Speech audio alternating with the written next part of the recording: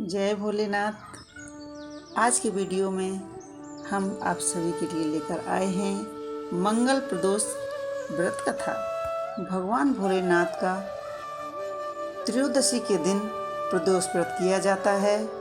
सुबह ब्रह्म मुहूर्त में स्नान आदि करके स्वच्छ वस्त्र धारण करें। फिर भगवान भोलेनाथ के सामने मंगल प्रदोष व्रत का संकल्प लें और घर के मंदिर में घी का दीपक जलाएं। भगवान शिव और पार्वती के साथ गणेश जी की भी पूजा करें। प्रदोष व्रत की पूजा सायंकाल में होती है। पूजा को गोधूली बेला यानी शाम के समय 5:30 से 7:30 के बीच का समय उत्तम रहता है। मंगल प्रदोष का व्रत रोगों के निवारण के लिए किया जाता है। मंगल प्रदोष व्रत करने से शिव अवतार श्री हनुमान जी की कृपा सहज ही प्राप्त हो जाती है। मंगल प्रदोष का व्रत कुंडली में मंगलिक दोष होने पर भी करना चाहिए। मंगलवार के दिन आने वाले प्रदोष व्रत को मंगल प्रदोष व्रत या भौम प्रदोष व्रत भी कहा जाता है। त्रयोदशी के दिन जो बार पड़ता है उसी दिन का त्रयोदशी व्रत का प्रदोष व्रत करना चाहिए तथा उसी दिन की कथा सुननी चाहिए। जैसे रविवार को पड़ता है त्रयोदशी तो रवि प्रदोष व्रत की कथा, सोमवार को पड़ती है त्रयोदशी तो सोमवार व्रत कथा। इस बार पड़ रहा है मंगल प्रदोष, मंगलवार के दिन मंगल प्रदोष की व्रत की कथा हम सुनेंगे। सूत जी बोले, अब मैं मंगल त्रयोदशी प्रदोष व्रत का विधि कहता हूँ। मंगलवार का दिन व्याधियों का नाश करने वाला है। इस व्रत में एक समय व्रती को गेहूँ और गुड़ का भोजन करना चाहिए। भौम प्रदोष व्रत के करने से मनुष्य सभी पाप एवं रोगों से मुक्त हो जाता है। इसमें किसी प्रकार का संशय नहीं है। अब मैं आपको उस बुढ़िया की कथा सुनाता हूँ जिसने यह व्रत किया।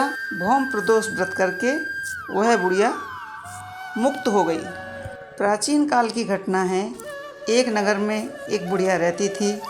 उसके मंगलिया नाम का एक पुत्र था। वृद्धा को हनुमान जी पर बड़ी श्रद्धा थी।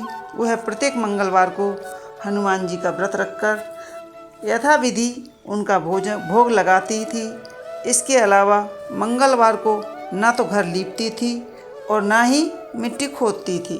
इसी प्रकार से व्रत रखते रखते काफ़ी समय बीत गया तो हनुमान जी ने सोचा कि चलो आज बुढ़िया की श्रद्धा और भक्ति की परीक्षा ली जाए। वे साधु का वेश बना करके उसके द्वार पर आ पहुँचे और पुकारे, है कोई हनुमान जी का भक्त जो हमारी इच्छा पूरी करे। वृद्धा ने यह पुकार सुनी तो बाहर आई और पूछा कि महाराज क्या आज्ञा है। साधु वेशधारी हनुमान जी बोले कि मैं बहुत भूखा हूँ, भोजन करूँगा तो थोड़ी सी जमीन लीप दो। वृद्धा बड़ी दुविधा में पड़ गई। अंत में हाथ जोड़कर प्रार्थना की कि हे महाराज, लीपने और मिट्टी खोदने के अतिरिक्त जो काम आप कहें वह मैं अवश्य करूँगी। साधु बने हनुमान जी ने 3 बार परीक्षा के बाद कहा, तू अपने बेटे को बुला, मैं उसे औंधा लिटाकर उसकी पीठ पर आग जलाकर भोजन बनाऊंगा। वृद्धा ने सुना तो पैरों से जमीन खिसक गई, मगर वह वचन हार चुकी थी। बुढ़िया ने अपने इकलौते बेटे को बुला करके साधु के हवाले कर दिया, मगर साधु ऐसे ही मानने वाले नहीं थे। उन्होंने वृद्धा के हाथों में ही मांगलिया को औंधा लिटाकर उसकी पीठ पर आग जलवाई। आग जलाकर दुखी मन से वृद्धा अपने घर के अंदर जाकर बैठ गई। साधु जब भोजन बना चुके तो उसने वृद्धा को बुलाकर कहा कि वह मांगलिया को पुकारे ताकि वह भी आकर के भोजन कर ले। बुढ़िया माँ की आंखों में आंसू भरकर कहने लगी कि अब उसका नाम लेकर मेरे हृदय को और दुख न पहुँचाओ। लेकिन साधु महाराज न माने तो वृद्धा को भोजन के लिए मांगलिया को पुकारना पड़ा। पुकारने की देरी ही थी कि मांगलिया बाहर से हंसता हुआ घर में दौड़ा चला आया। मांगलिया को जीता जागता देख करके बुढ़िया माँ को सुखद आश्चर्य हुआ। वह साधु महाराज के चरणों में गिर पड़ी। साधु महाराज ने उसे अपने असली रूप के दर्शन दिए। श्री हनुमान जी को अपने आंगन में देखकर वृद्धा को लगा कि जीवन सफल हो गया। यह है मंगल प्रदोष की महिमा। आपने जानी कि जिस तरह बुढ़िया पर मंगल प्रदोष व्रत के प्रभाव से उसका बेटा जीता जागता वापस लौट आया।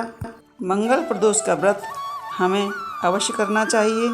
जो कथा पढ़े और जो कथा सुने उसकी सभी मनोकामना भगवान भोलेनाथ और हनुमान जी की कृपा से पूर्ण हो। तो ऐसी ही है मंगल प्रदोष व्रत की महिमा। आपको हमारी कथाएं कैसी लगती हैं हमें कमेंट्स बॉक्स में ज़रूर लिखें।